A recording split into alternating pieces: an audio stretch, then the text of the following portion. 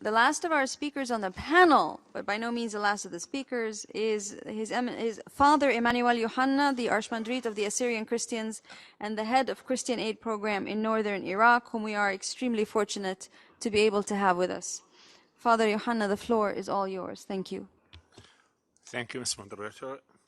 Ladies and gentlemen, first, I would like to thank the United Nations Office on the Prevention of Genocide and the Responsibility to Protect, the UN Task Force, CACID, and the World Council of Churches for organizing this event and offering this opportunity to CAPNI to have this honor.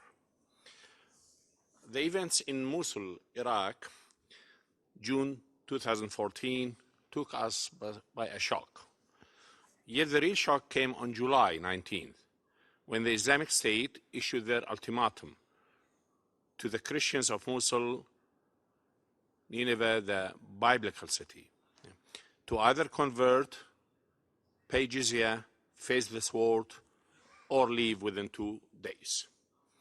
Another shock came on August 2014, when Nineveh Plain and Sinjar fell where Christians, Yazidis, Kakais, and Shabaks were forced to flee with nothing but the shirts on their backs.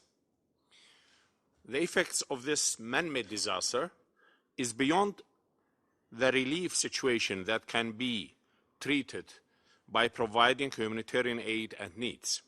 Rather, this disaster is eradicating and killing the roots of the cultures and heritage of the affected communities and ending centuries of cultural, religious, and ethnic diversity. The real challenge is not the immediate provision of financial aid, but instead is to restore that diversity in its cradle for centuries to come. There is a big difference between being willing to migrate and forced migration. And what's happening now is not only a forced migration, but is an ongoing genocide being witnessed by the affected communities and watched by the rest of the world. There was an immediate response to this disaster from the local host community and governmental entities of Kurdistan Regional Government, KRG, followed by aid from internal NGOs, international NGOs, and UN agencies. Churches, mosques, and ordinary people opened their door for displaced people regardless of their religious background. I'm an eyewitness for our church. We're receiving the Yazidis, Muslims, non-Christians, displaced people in our church facilities, halls, houses, etc., schools. Yeah. Local faith-based organizations started their work among the displaced people, providing life-saving needs. We must acknowledge the aid that came pouring from the donor organizations to be delivered to the affected people, either through CAPNI or through other organizations that without which there would have such a huge problem that words cannot describe. It was very normal for the faith-based organization to step in and respond to the needs of the displaced people that are not limited to material needs. In fact, they need moral, spiritual, emotional, and psychological support. It is also normal in Iraq for the communities to seek help from their faith-based organizations and faith entities before they ask anybody else, because communities are centered on their faith. Religion is part of their daily life. Christian Aid Program, Nuhadra, Iraq. Nuhadra is the ancient historical Assyrian Christian name of the city of Dohuk in Iraqi Kurdistan region. Christian Aid Program, Nuhadra, Iraq, CAPNI, as a local faith-based organization, mobilized its resources and reached out to our partners for immediate relief donations that we got in time to save many lives. Yet, in the eyes of those who were directly affected, the catastrophe continues to this minute. And we can see it in their eyes on a daily basis. We can see it in the eyes of mothers taking care of their children in cramped tents, containers, abandoned buildings, or in IDP camps. We see it even in the smiling of faces of children and what future holds for them. We see it reflected in the frustrated faces of the fathers for not being able to provide for their families, or when they question the purpose of their lives. CAPNI, as an example, builds hopes in terms of immediate relief and enhances them through continuous spiritual support. We have seen greater willingness from religious entities to work with us, since we are a faith-based organization, and this had helped us to respond more effectively and rapidly. I would also like to say that what came from the government of Iraq in terms of aid to the IDPs didn't amount to the level that responded to the needs of the displaced people. Thanks to the KRG for opening the doors to house the multitude of displaced people and provide schooling, hospitals, and other basic services to them, despite the fact KRG is facing financial problems. The displaced people has lost everything.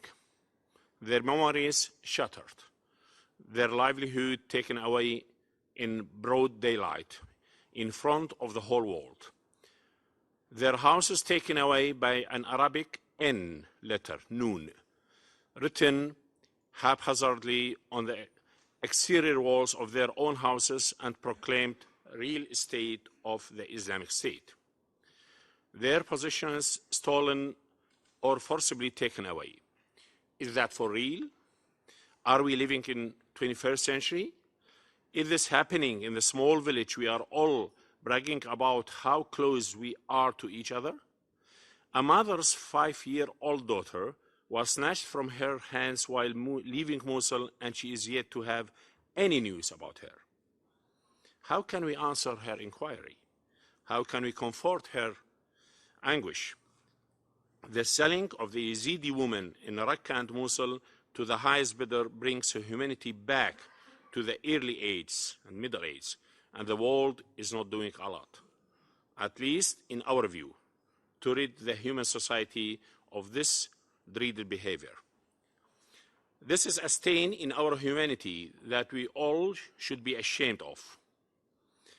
The desecration of places of worship, be those Muslims or Christians or Yazidis or otherwise, is another kind of cultural genocide that's undergoing while we all watch without being able to put a stop to it. This is a summary of what has been happening in the past 2 years. But what is more important than the above is the threat that this culture is facing, mainly the Christians, Assyrian, Chaldean, Syriac, and the Yazidis of Iraq. Those are very distinct minorities with their roots extending more than 6,000 years in history, let alone their unique culture and religion. We in CAPNI and other faith organizations have been working through various programs to bridge the gap between minorities by having children-friendly spaces programs, women programs, trauma therapy programs, and other activities to bring together communities from different ethnic and religious backgrounds to spend time together and to forge friendships and to heal the wounds of the past so that to make it easy to coexist and tolerate each other. Just as examples, I would refer for CAPNI work that we are operating the hospital in the Snouni sub-district in the Sinjar region, which is a Yazidian. We, as CAPNI, a Christian faith organization, but we are operating the hospital in a Yazidian community in Snouni and Sinjar. We had been the leading agency, leading organization in managing transportation for the displaced children to the formal schools. Last year, school year in Iraq, we were transporting every day 3,150 children, Muslims, Christians, Yazidis, regardless of their background, to bring them to the schools. Indeed, around 65% of our programs, being CAPNI as a faith, Christian faith organization, but up to 65% of our program were targeting the Yazidis because they were the most vulnerable people community. However, the focus should be by now on dealing with the roots of the problem, not the outcome of the crisis. We diverted a problem, but we need to prevent it from happening again. Many dozens of Christian families, it's now the fifth time they are being displaced. So they are questioning, is it to come again? Yeah. The real challenge to the non-Muslim minorities of Iraq today and tomorrow is the feeling of alienation in their own country, and that rift can only be corrected by building trust between them and the rest of the Iraqis, and that is yet another challenge to the faith-based and human rights organizations rather than NGOs. The healing process begins collectively. We need to heal the memories, not to be kept hostages of the memories. However, the healing process is not that easy challenge. Begins collectively and in parallel at community level, national level, and international level. On community level, we need to build trust, bridges.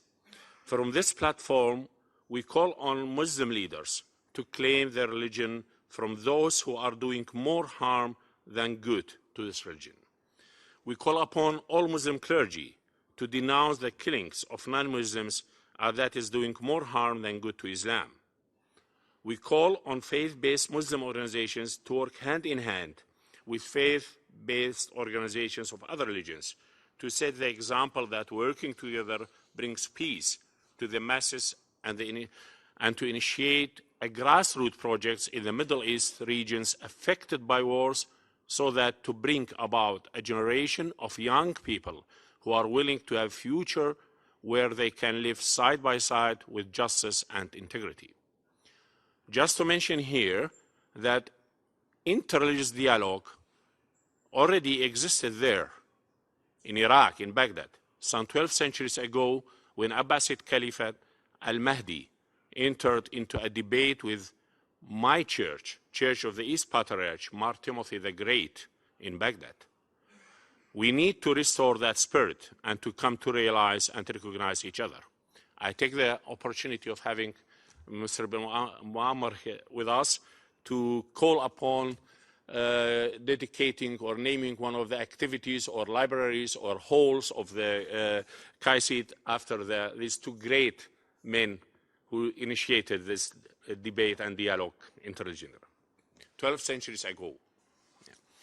On national level, we need to amend the Constitution to recognize the constitutional rights fairly and justly to all, so that minorities will not feel alienated or considered second-class citizens as it is so far.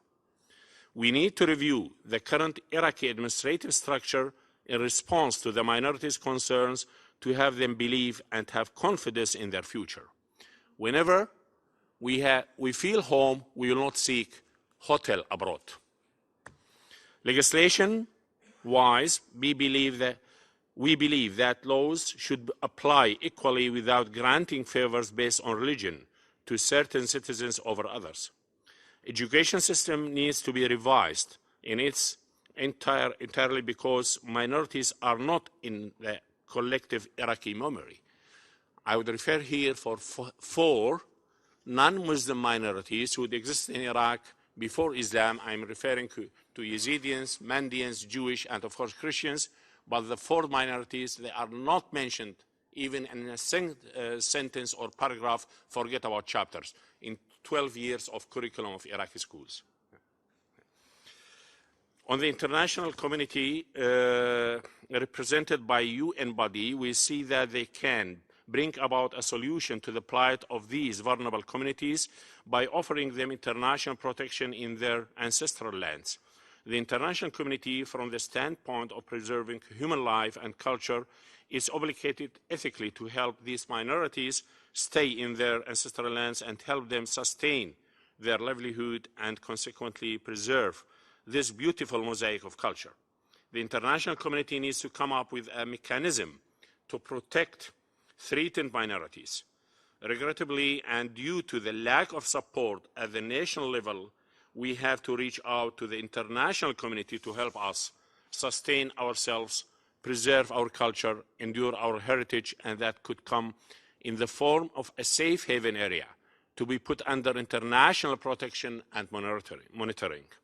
In the long term, a mini Marshall Plan will be needed to lift our ancestral land by rebuilding the infrastructure. Let's not forget the needs for more immediate aid to support various aspects of life. We still believe in our country, and our displaced people want to return to their homes and villages to live in normalcy. We thrive when the rule of law is applied fairly to all, and we contribute nicely to our country as history has recorded. In the past 100 years of the history of Iraq and other Middle East countries, the Christian private schools were by far the best. Our professionals in the fields of medicine, engineering, law, banking, and arts are unrivaled. We don't want to be stored on the shelves of history at the museums. Our role as bridge builders is more needed now than ever. I'm here only for the purpose of being a voice for the voiceless. I am here representing their cry in the wilderness, a call to save an old culture from certain extinction if nothing is done fast. Is it too much to ask the international community to build a small house for those minorities on their own land in this global village?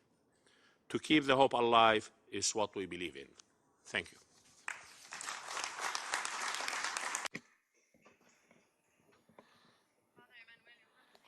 الأب إمانويل يوحنا، شكرا جزيلا لك على مرافعتك ذات الحيوية والتحليل العميق والشركة والعمل كابني بحد ذاته. أنه شيء يثير الإعجاب بعملية الوصول إلى المجتمعات المتنوعة، ولكن أيضا شكرا لك على تذكيرك لنا ببعض النقاط الهامة التي ذكرها عدد من المتحدثين ذكروها فعلا وركزوا عليها من خلال المحاضرات المختلفة التي أعطيت. لقد سمعنا أنه من الطبيعي in situations of disaster and humanitarian contexts. This echoes a great deal what every single faith-based entity has been maintaining and maintained very vociferously during the World Humanitarian Summit. Faith-based organizations are there before, during, and after every single crisis that takes place. Religious leaders are community leaders. We often speak in international development discourse as though the community was one thing and faith-based entities and religious organizations were something else. I think these presentations that we've heard today highlight very significantly that community is faith and faith is the community to a very large extent in many parts of the world. But you've also highlighted very critically another, not only the service provision role and the role of making sure that the refugees and migrants and internally displaced people have access to basic services, but that there is a particular advantage to the faith-based communities when they do provide these services, which is to also take special care for the moral, spiritual, and emotional needs. Here again, the issue of how holistic and comprehensive the care to those who are most affected needs to be, and where there is a natural role for faith-based organizations and religious leaders to play. You've all highlighted very critically the importance of dealing with the roots of the problem, and this echoes what was said in earlier panels very clearly, that you need to deal with the roots and you need to deal very critically with the issue of a political will that can be generated and has to be generated.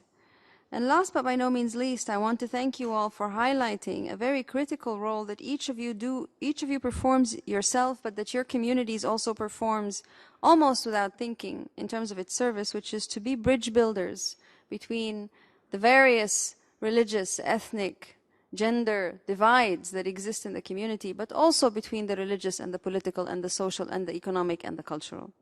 It is a unique bridge-building role that many of you play and many faith-based entities play that we often take for granted, and that is actually an enormously important role in the context of the healing that is required, which is the other point that you have all consistently mentioned.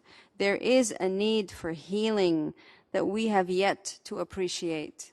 We are speaking today of some of it. We will need to appreciate that there is going to be a great deal more in the days to come. Thank you very much for your presentations so far. And thank you also for highlighting for us what it is that faith-based communities and organizations can bring as value added to our respective policy-making tables.